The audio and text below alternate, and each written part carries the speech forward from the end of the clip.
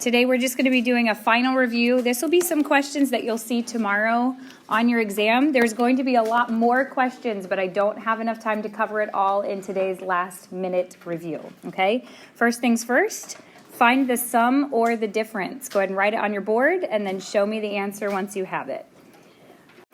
All right, if you remember this from way back when, same sign, add and keep, different sign, subtract and take. What's the answer? 2. Positive 2 is correct. Okay, for the next one, what do I need to do with that improper mixed number, or the mixed number first? Anyone who's helping me with this one, if you didn't get it correct, what should I do to this one right here first? There we go. See, I accidentally said that. Make it an improper fraction. Just the boys, what would that be as an improper fraction? Negative 9 over 6. Plus a third. Just the girls, what should I do now? Multiply times 2 on both sides. Okay, we want to get a common denominator. So I'm keeping negative 9/6 plus, everybody, what does that become? It becomes a 2/6. 2/6. Equals, is this same sign or different sign? Different sign. Same sign, add and keep, different sign. Subtract. What's 9/6 minus 2/6? 7/6. And take the sign of the larger number? Negative. Now, this is what I had some people box in. And tomorrow on your multiple choice exam, that will probably be an option. But what's wrong with that? It's not reduced. It's an improper fraction. We don't like improper fractions. So we've got to turn that back into a mixed number. What would that be? Negative 1 and 1/6. Negative 1 and 1/6. Okay, so this is the same idea as the last one that we just did. I saw most of you on your boards, you switched that to an improper fraction. What is that as an improper fraction? Negative 14 over 8. Well, if you do the times 2. Negative 7. Negative 7/4 plus 3/8. Give me the common denominator. What should I do to the negative 7/4? Times by 2. Multiply it by 2. Multiply it by 2. Then, when you do that, what does this right here become? Negative 14. Okay, very good. Same sign or different sign? Different sign. Same sign, add and keep, different sign? Subtract. Subtract, what do you get? 11 over 8. And is it positive or negative? Negative. Negative. Now you have to turn that into a mixed number. Oh, mixed number, yeah. Negative 1 and 3/8. Negative 1 and 3/8. Yeah, that's fine. I thought we were gonna...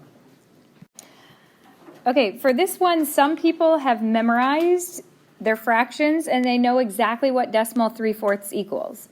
There's other people who have not memorized it, but there's always a way to do the work. In this case, negative 1 and 3/4 is the same thing as negative 7/4. How many of you would say you know that? Okay, so now we just take the top number and divide it by the bottom number. Remember that? Let me do it up here. You could put a decimal point. You can add as many zeros as you want. 1 times 4 is 4. A 4 can go into a 37 times. You subtract it. A 4 can go into a 25 times. 5 times 4 is 20, so the correct answer is 1.75, but back here you saw it was a negative mixed number, which means it needs to be a negative decimal. Okay, when finding the quotient and we have fractions, I'm not allowed to divide fractions, so what method do I use? KFC. Tell me what to do, Abigail. You have to make the denominator the same.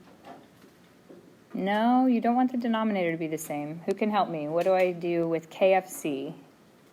Keep the first, change the second, and flip the second and change the operation. Keep the first one, flip the second one, and change the operation. Okay, when dividing, you do not need a common denominator.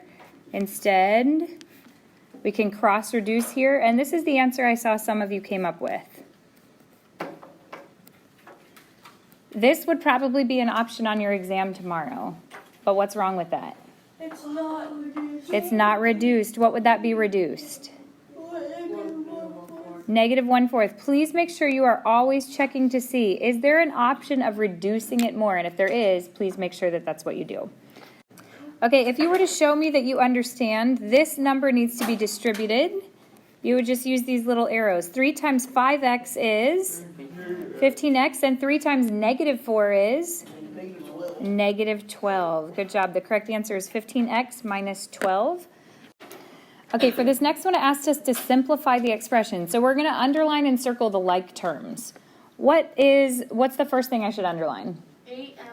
8M and 3M. Okay. Negative 3m. Remember, every number has a sign, and that sign is directly in front of that number, okay? And then we'll circle the negative 6 and the negative 4.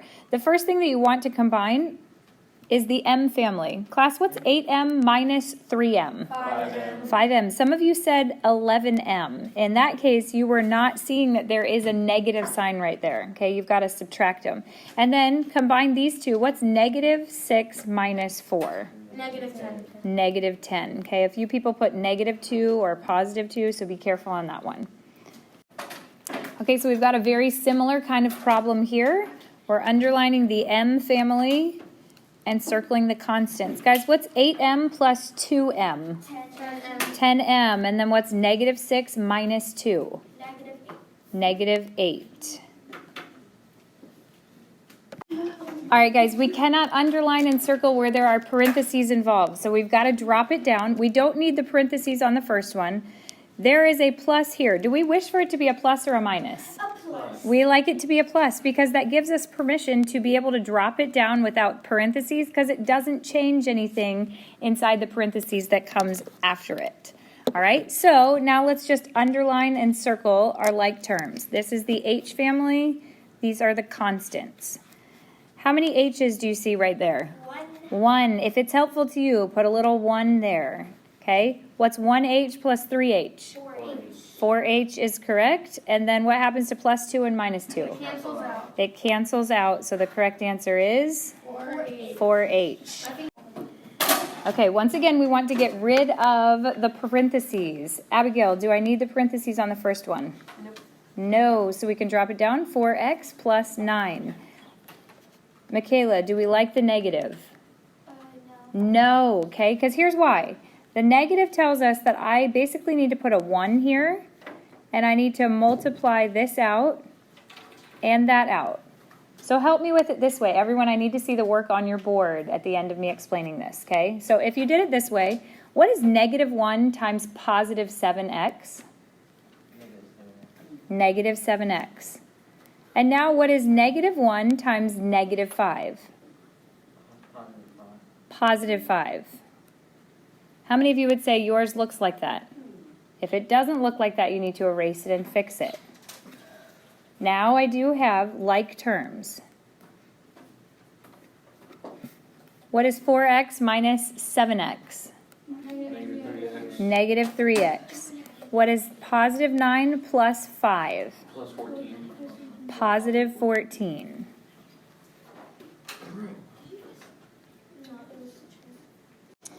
Okay, first things first. Do I need the parentheses around the first one? No. No. Okay, x minus 2.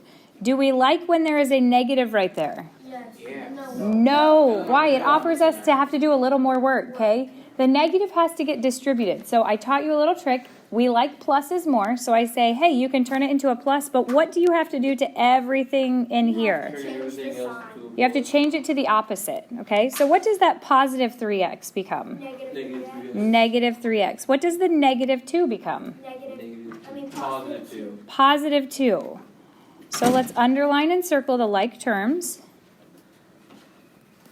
What is x minus 3x? Minus 2x. Okay, negative 2x. Because you can think about that as having a little 1 right there, okay? Negative 2x.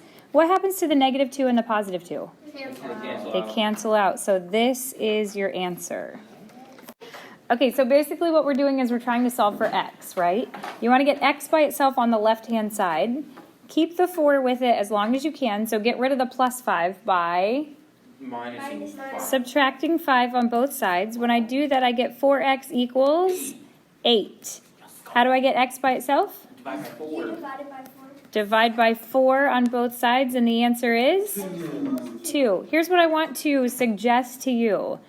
It doesn't tell you that you have to check it, but on a final exam like you're taking tomorrow, once again, this is just saying, do you understand everything from the whole year that you've been taught? So you want to come and bring it back up here and plug it in. Instead of that 2 right there, what could I plug that in?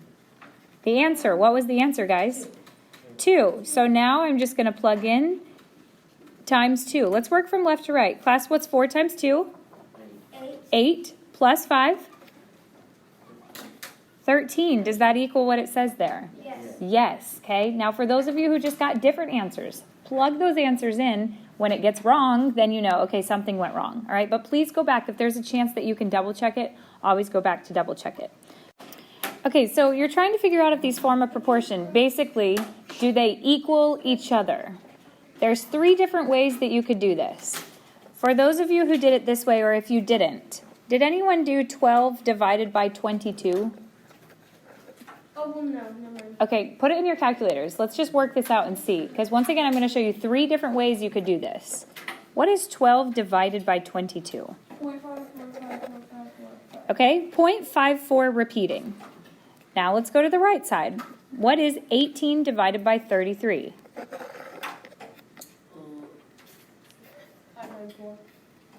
0.54 repeating. Guys, do those equal each other? Yes. Okay, let's do another one. 12 over 22. Who can tell me how you figured out if they were proportionate or not? Abigail, what'd you do? Cross products. So you multiplied 12 times 33 and tried to see if it equals 22 times 18. What were those when you multiplied them? 396. Were both of them 396? Yeah. Okay, because both of those equal each other, we find out once again, yes, that is correct. Did anyone do it a different way? Here's the last way that you could have done it. Let me go back to the left-hand side. Let's see if we can figure out mental math. A missing link to get from a 22 to a 33. Remember, you just take the bigger number and divide it by the smaller number. Put that in your calculators, guys. What's 33 divided by 22? 1.5. 1.5. So if I multiply the bottom by 1.5, I would have to multiply the top by 1.5. What is 12 times 1.5? 18. Because it also equals 18, then you would know, yes, they do form a proportion. Okay, so there's 3 different ways. On your exam tomorrow, try a couple of ways. See which way, and if they all say yes or if they all say no, then that's your clue whether or not they form a proportion. Okay, so this is one of those ones. This would not be a calculator question on your exam. Remember, half of it you can use a calculator, the other half you cannot. So let's just see, could I reduce 6/8 to anything else? Yes. To what? To 3/4. If I divide the top by 2 and the bottom by 2. How many of you would say you have memorized what decimal 3/4 is? Oh. 0.75. What is it? 0.75. Okay, 0.75, because basically you have 75 out of 100, which is 3/4. If you don't have that memorized, though, you could take the original fraction that it gave you, 6 divided by 8. Okay, remember, you're trying to turn it into a decimal. An 8 can go into a 6 7 times. 7 times 8 is 56. When you subtract it, you get 4. Bring down the 0. 8 can go into 45 times. And you could see, once again, we got the same thing, 0.75. Okay, so this next question says, what percent of 20 is 5? There's a way that I've taught you this that we can underline and circle. There's a couple different formulas we can use to find this. What's one of the formulas we can use? P times of is. P times of equals is. What's the other formula that will give us the same exact answer? Okay, so it doesn't matter which one you do. We know the is 5. Okay, so I'm just plugging that in where the is goes. So the is over here, I'll plug in a 5 right there. We know that the of is what? 20. So over 20. If I want to over here, plug in that 20. Do we know what the P is? No, so instead all I'm going to do is just keep the P there. You're trying to solve for P. Okay, so I have to divide by 20 on this side. What's 5 divided by 20? Some people said it's 4, but that would be 20 divided by 5. 0.25. What do I have to do with that? You have to move decimal. Okay, so it's 25%. Let's see if we get that same thing when we use this method over here. If I were to use mental math, how do I get from a 20 to a 100? Multiply by 4. Multiply it by 5, which means the top you also have to multiply by 5. What is 5 times 5? Oh, 25. 25, so the correct answer is 25%. This is another one of those kind of problems on your exam. Do it both ways, okay? Check it out. A lot of you were getting 4 or 40% or 400%, okay? Then go back to the question and see. It says, what percent of 20 is 5? If 5 is smaller than 20, it has to be less than 100%, okay? Okay, so here we're trying to find the selling price. You can do P times of equals is. Percent, we're going to change it to 0.20. Multiply times that original price. When you do that, multiply those two together, what do you get? You get 35. $7. Is that the answer? No, it is not. That's $7 off. That's the discount. So you take the original, $35, and subtract the $7. When you do that, what do you get? $28 is correct. Okay, so this next one is very similar, but now we're doing a markup. So you still do P times of equals is. Here's where I saw some people make a mistake. Change that percent to a decimal. What is that?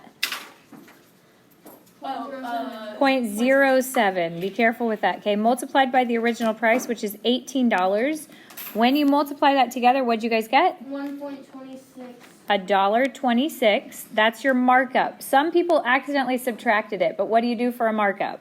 You add. You add it, so I need to add the original price, making the selling price $19.26. $19.26. All right, so remember you need to know your formulas tomorrow for the exam. The percent equation, what was it, guys? P times of equals is. Last question of today, one more formula. What is the formula for the percent error? All right, guys, help me out. What's the formula for percent error? The amount of error divided by the actual amount. All right, so just remember that you want to go back in your review sheet. Number 25 had 10 different formulas. Go back and make sure that you know all of those formulas for the exam tomorrow, okay? I will be praying that each of you do well, but remember, if you are stuck on something, a specific section, go into IXL. There's really excellent practice there, or go back and rewatch some of our old videos.